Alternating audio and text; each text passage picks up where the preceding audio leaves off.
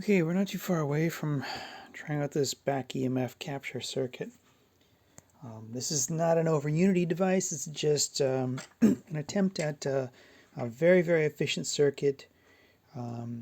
Utilize a very, very low source of power, capture as much of the back EMF as possible, pipe it back into the source, and around and around she goes. Eventually it will deplete itself, but that is the point.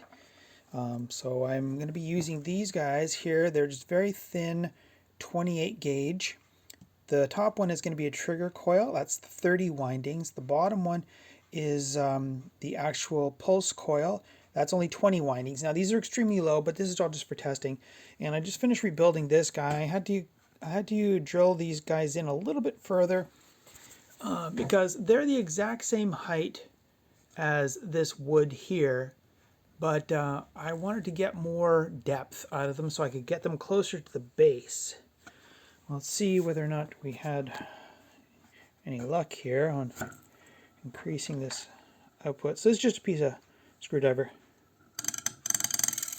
Oh yeah, this is definitely much stronger.